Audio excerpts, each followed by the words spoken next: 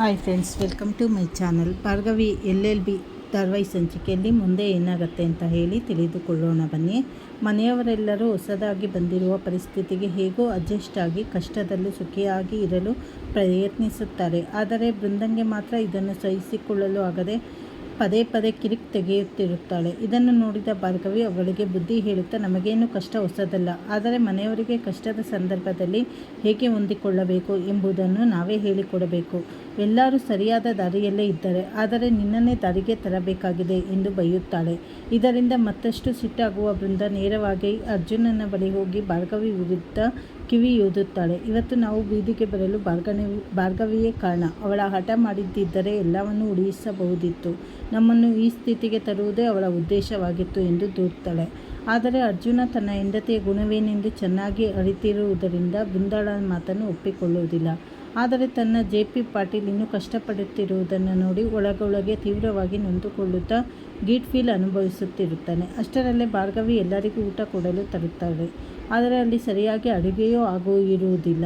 ಎಲ್ಲರಿಗೂ ಹೊಟ್ಟೆ ತುಂಬುವಷ್ಟು ಊಟವೂ ಇರುವುದಿಲ್ಲ. ಯಾರಿಗೆ ಎಷ್ಟು ಸಾಕಾಗುತ್ತೋ ಏನೋ ಎಂದು ಯೋಚಿಸುವಷ್ಟರಲ್ಲಿ ಇದ್ದಕ್ಕಿದ್ದಂತೆ ಕರೆಂಟ್ ಕೂಡ ಹೋಗಿಬಿಡುತ್ತದೆ. ಇದರಿಂದ ಬೃಂದ ಮತ್ತಷ್ಟು ಕೋಪಗೊಂಡು ಅಲ್ಲಿಂದ ಹೊರಟು ಹೋಗುತ್ತಾಳೆ.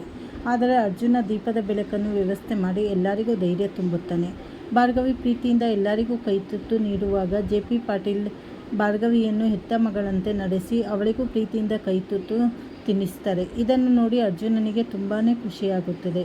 JP ಪಾಟೀಲ್ ತನ್ನಿಂದಾಗಿ ಮಕ್ಕಳು ಇಷ್ಟು ಕಷ್ಟಪಡುತ್ತಿದ್ದಾರೆ ಎಂದು ಬೇಸರದಿಂದ ಹಳೆ ಮನೆಯ ಕಡೆ ಬಂದು ನಿಂತಿರುತ್ತಾರೆ. ಅವರನ್ನು ಹುಡುಕಿಕೊಂಡ ಭಾರ್ಗವಿ, ಮಾವ ಬೇಸರ ಮಾಡಿಕೊಳ್ಳಬೇಡಿ, ಎಲ್ಲ ಒಳ್ಳೆಯದಾಗುತ್ತದೆ ಎಂದು ಸಮಾಧಾನ ಮಾಡ್ತಾಳೆ. ಅದಕ್ಕೆ JP, ನಾನು ಈ ಮನೆಯನ್ನು ಮಿಸ್ ಮಾಡಿಕೊಳ್ಳುತ್ತಿದ್ದೇನೆ ಎಂದು ಇಲ್ಲಿಗೆ ಬಂದಿಲ್ಲ ಭಾರ್ಗವಿ. ಈ 4 ಗೋಡೆಗಳಿಂದ ಹೊರಬಂದ ಮೇಲಷ್ಟೇ ನನಗೆ ನಿಜವಾದ ಬದುಕು ಯಾವುದು ಮತ್ತು ಕಷ್ಟದಲ್ಲಿ ನನ್ನ ಜೊತೆ ನಿಲ್ಲುವ ನಿಜವಾದ ಆಪ್ತರು ಯಾರು ಎಂಬ ಸತ್ಯ ಅರ್ಥವಾಗಿದೆ ಎಂದು ಭಾವುಕರಾಗ್ತಾರೆ.